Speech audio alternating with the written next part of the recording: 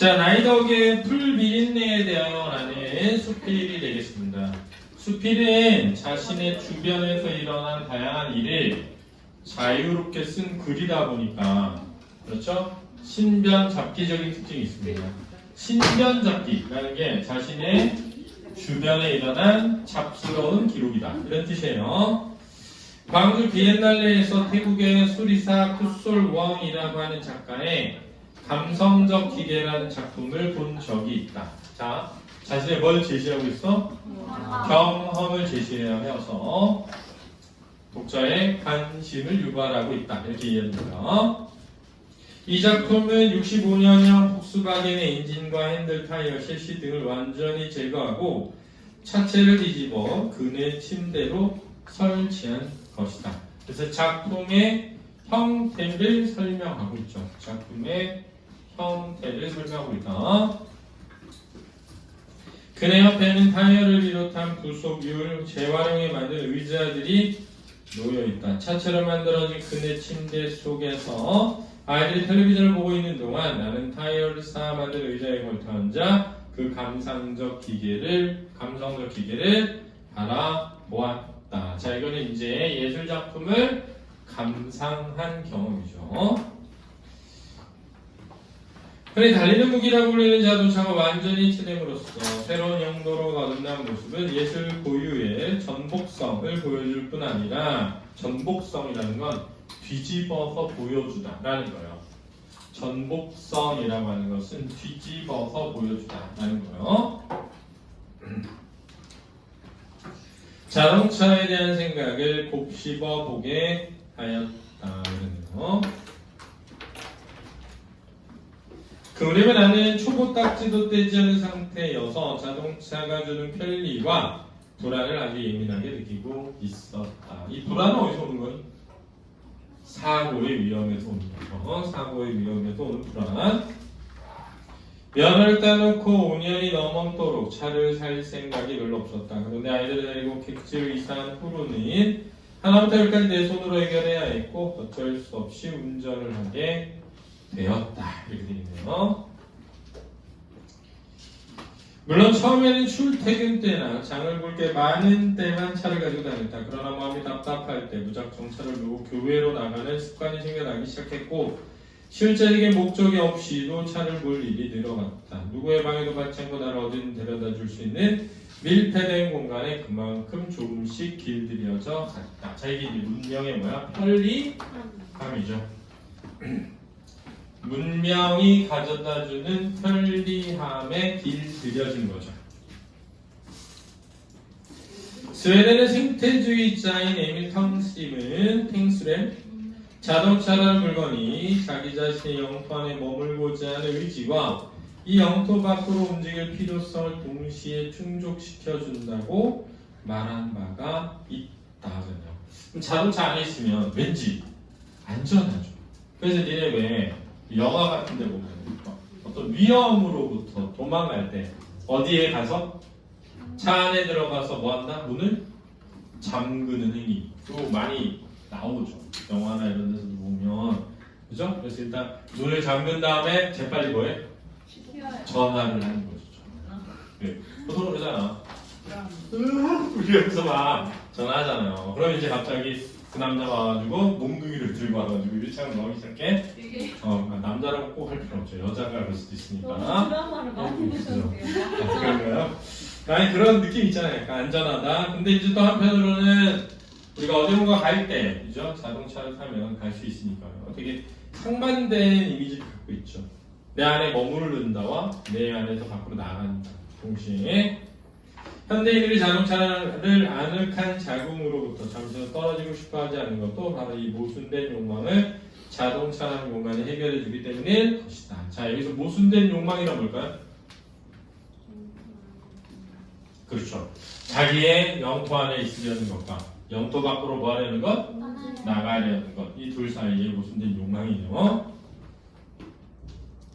앞서 말한 감성적 기계처럼 자동차를 해체하지 않아도 자동차는 이미 충분히 감성적인 기계 노릇을 하고 있는 셈이다. 왜? 왜? 설마? 자동차가 한편으로는 자신만의 영토를 지니고 있다라는 안락함, 평안함이라고 하는 감성을 가지고 있다는 거예요. 그렇죠? 동시에 밖으로 영토 밖으로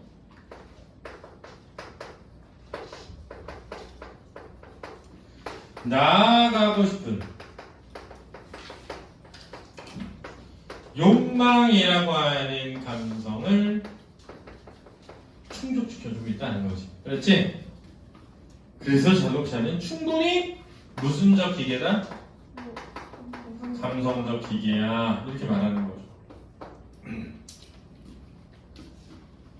자, 그 앞에 거는 이제 자동차를 뭐해서 해체해가지고 그것으로 침대도 만들고 소파도 만든 거야. 쉽게 말하면, 그치?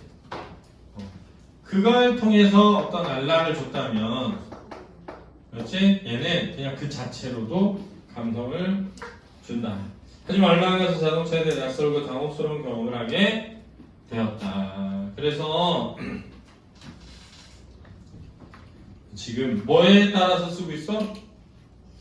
시간의 흐름에 따라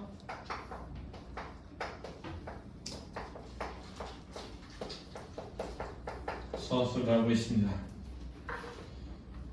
갑자기 서울에 갈 일이 생겼는데 주말이라 차표를 구할 수 없었다. 몇 번 망설이다 나는 초보 주제에 식구들을 데리고 서울 가는 고속도로로 접어들었다. 망설인 이유는? 운전이라는 것에 대한 불안함 때문이죠. 초보여서. 그래서 엄마 차 탔더니 엄마가 운전을 잘 못해서 불안하고, 아빠 차 탔더니 아빠가 운전을 너무 잘해서 불안하고. 그래서 앞으로 동시에 불안할 수 있죠. 아빠가 운전 잘하는데 왜 불안해? 아빠가 운전 잘하는데 왜 불안한 거야? 보통 3시간 걸려야 되는 길을 1시간 만나게 가서 진짜 불안하죠. 그죠? 그럴 때 있잖아요. 약간 광, 달리기 광. 선생님이 그 같이 수업했던 그 선생님 중에 진짜 달리기 광 한 명 알거든요. 진짜 막 이런 트랙에 가서 달리는. 근데 거짓말 안 하고 내가 좀 답답한 일이 있어가지고 그 형 차를 타고 드라이브를 한 적이 있었단 말이야. 와, 미친 듯이 빨리 달리는데 불안하진 않아. 운전을 잘하니까. 운전을 잘하니까 불안하진 않은데 미친 듯이 빨리 달리니까 약간 기분이 좋아지더라. 뭐라 해야 되지? 약간 그런 약간 감정이 들더라고. 그래서 그냥 운전 진짜 잘하면 그래도 좀 재밌을 것 같아. 그런 거. 그랬다. 긴장해서인지 무사히 서로 도착하고 난 다음 날 밤에 광주로 내려올 수 있었다. 그런데 밤에 고속도로를 달리다 보니 차체에 뭔가 타락타락 부딪히는 소리가 났다. 처음에 그게 모래 알갱이 같은 게 튀는 소리를 했다. 이제 정말 순진하시네요. 좋은 분들 많네. 모래 알갱이 어때? 타닥타닥 이러지는 않습니다. 모래 알갱이를 빵빵 이렇게 소리 나요. 유리 금갑니다. 그래서 모래 알갱이는 이런 소리 절대 안 나고 보통 뭐야? 벌레들이 부딪혀서 죽는 거죠. 그죠? 그래서 라디에이터 그릴에 잠자리 붙어있을 때 있어. 그럴 때 진짜 뜯어낼 때 정말 저기 약간 잠자리가 이렇게 붙어있잖아. 그러면 진짜 왜 우리 영화 같은 데서 보면 사람이 옥상에서 떨어져서 바닥에 이렇게 뻗어있는 모습 있지. 그럼 진짜 닮았어. 꼬리가 항상 이렇게 꺾여있어. 꼬리랑 목이 반대로 꺾여있어. 그 잠자리 머리가 이렇게 눈이 크잖아. 그래서 머리가 보이잖아. 이렇게 꺾여있어. 근데 너무 뒷대려서 설명하지 마요. 죄송합니다. 자, 그런 일이 있죠. 자, 나날 아침 출근하는데 유리창을 놓으니 앞범퍼에 푸르죽죽한 것이 엉켜 있었다. 그것은 흙먼지가 아니라 수많은 풀벌레들이 달리는 차체에 부딪혀 죽은 잔해였다.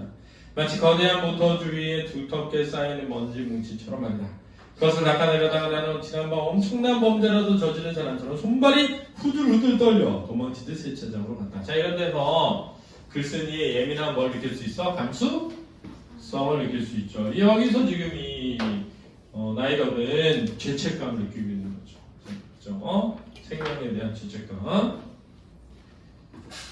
그러나 세차기계에 불사에도 엉겨붙은 풀벌레 흔적 완전히 지우지 않았다. 운전대를 잡을 때마다 풀비린내는 몸소리 쳐지는 기억으로 남았고 나는 손을 씻고 또 씻었다. 그럼 여기서 풀비린내라는 건 벌레들이 죽은 시체의 것이죠. 그죠?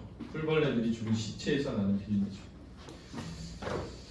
시속 100km 정도의 속력에 그렇게 많은 풀벌레가 지리기였다는 것도 믿기 어려웠지만 이런 살상의 경험을 모든 운전자들이 초경처럼 겪었으리라는 사실이야말로 나에게는 예상치 못한 충격이었다.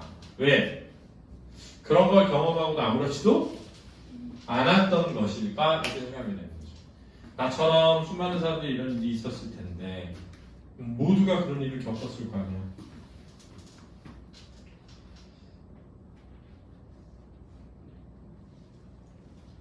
인간에게 안락한 공간이 다른 생명을 해칠 수 있다는 자각이 그제야 찾아왔다. 이게 바로 깨달은 바가 되겠습니다. 주제가 되겠습니다. 이글의 주제. 깨달은 바 주제.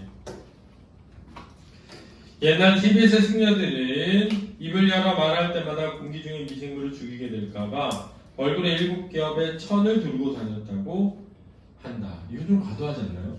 그죠? 미생물까지 생각해 주는 거야? 아 정말 우리 TBS 승려들한테 말해주고 싶은데 하루에 우리 몸속에 세포들은 수억 단위로 죽고 있습니다. 새롭게 생겨나고 그걸 생각하면 자동차를 몰고 다니는 것 자체가 엄청난 살생행위라고 말할 수 있을 것이다. 그렇다고 하루아침에 차를 없앨 수도 없는 형편이어서 나는 자동차에 대한 태도를 정리할 필요를 느꼈다. 차를 유지하되 사용을 최소화하고 의존도를 낮추는 선에서 타협할 수밖에 없었다. 그리고 그 감성적 기계의 편안함에 길들여지려는 순간마다 그것이 풀비린내뿐 아니라 피비린내를 불러올 수 있다는 자각을 잊지 않으려고 한다. 그죠? 실제로도 사람 다치기도 하니까요. 운전을 하다 보면. 그지? 그래서 이 사람은 풀비린내를 경험하고 난 뒤에 다시는 차를 몰지 않았다. 돼 안 돼? 절대 안 된다. 알았지?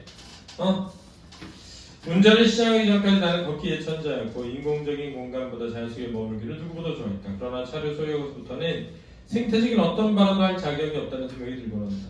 차를 소유하되 그에 종속되지 않는다는 것. 이런 아슬아슬한 줄타기가 앞으로 얼마나 지속될 수 있을지 모르겠다. 자, 종속되지 않는다는 게 뭐지? 꼭 필요한 때만 마다 이용하려는 것이다. 꼭 필요한 순간에만 이용하려는 태도가 되겠다. 다만 그날 아침에 풀비린내가 원죄의식처럼 운전대를 잡은 내 손에 남아있을 따름이다 라고 해서 풀비린내들 문명의 이기가 다른 생명체에게 먹을 수 있으면 죽음이 될 수 있음을 뭐하는 것? 자각하고 그 안에 이제 타협을 이야기하고 있죠. 완전히 없앨 수는 없으니까.